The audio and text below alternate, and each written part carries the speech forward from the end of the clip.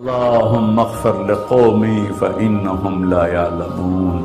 اللہ میری قوم کو معاف کر، انہیں میرا پتہ کوئی نہیں۔ دیکھو میرے بھائیو، جس نے کافروں کے ساتھ یہ ہمدردی کے قتل کرنے والوں کے لیے دعا مانگی، تو مسلمان ہو کر ایک دوسرے کو سلام کرنا چھوڑ چکے، ایک دوسرے کے پیچھے نمازیں پڑھنا چھوڑ چکے، ایک دوسرے پر کفر کے فتوے لگا کے بیٹھے ہوئے۔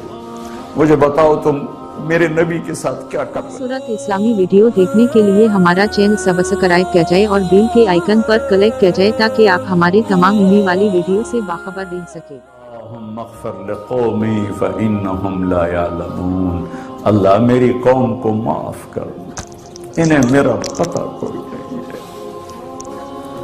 دیکھو میرے بھائیو، جس نے کافروں کے ساتھ یہ ہمدردی کے قتل کرنے والوں کے لیے دعا مانگی، تو مسلمان ہو کر ایک دوسرے کو سلام کرنا چھوڑ چکے، ایک دوسرے کے پیچھے نمازیں پڑھنا چھوڑ چکے، ایک دوسرے پر کفر کے فتوے لگا کے بیٹھے ہوئے۔ مجھے بتاؤ تم میرے نبی کے ساتھ کیا کر رہے؟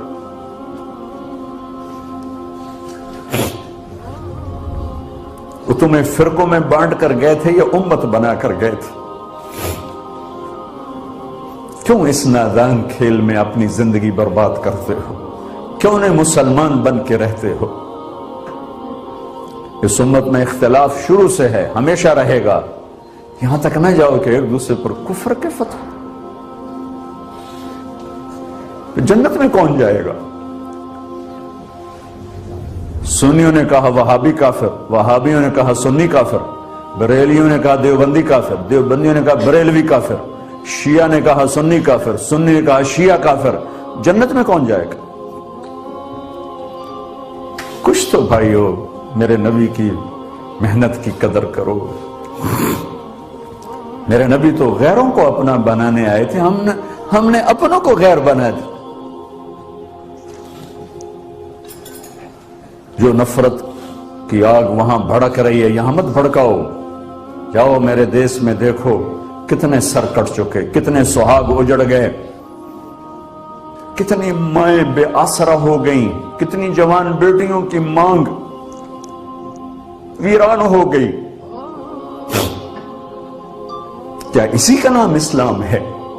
اسی کا نام عشق رسول ہے؟ اسے وہ دین کہتے ہیں؟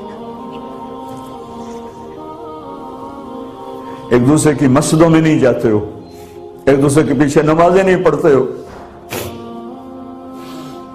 جنت کے ٹھیکیدار بن گئے ہو۔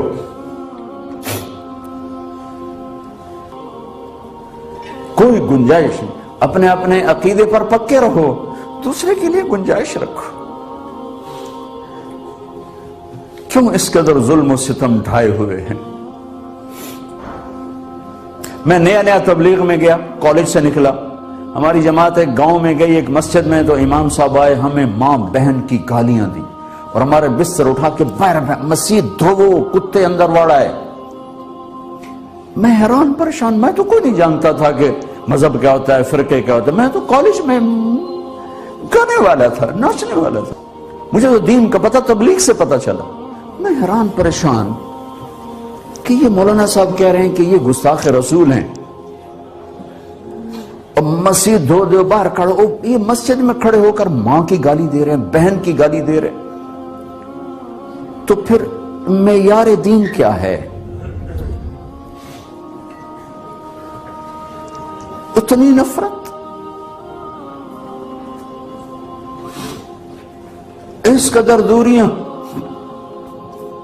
اگر ہم کافر تھے تو ہمیں گلے سے لگاتے، ہمارے نبی کی طرح ہمیں کھانے کھلاتے، ہمیں پانی پلاتے، پھر ہمیں بات سمجھاتے، لیکن ماں بہن کی گالیاں، مسجد میں کھڑے ہو کر، امام مسجد۔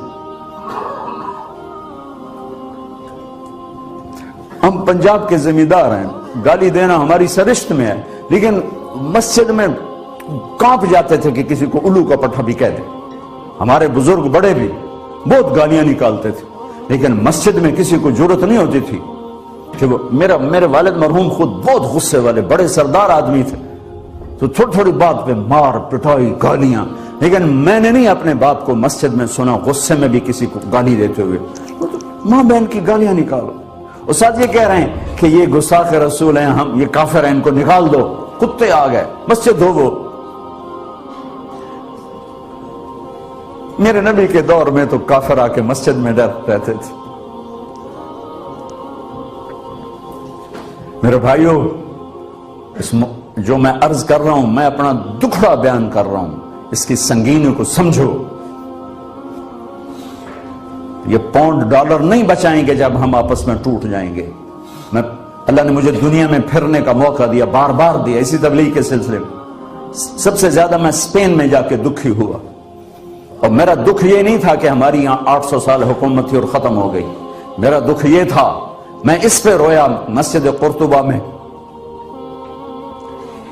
کہ جس وجہ سے اسپین تباہ ہوا وہ ساری وجہ میرے دیس پاکستان میں موجود ہے اس وقت. اور ہوش نہیں ہے کسی کو.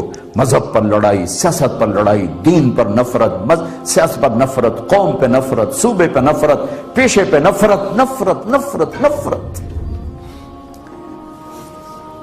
میرے نبی نے پوچھا اسلام کا سب سے مضبوط عمل کیا ہے؟ صحابہ نے کہا نماز. آپ نے کہا نہیں. صحابہ نے کہا جہاد. آپ نے کہا نہیں.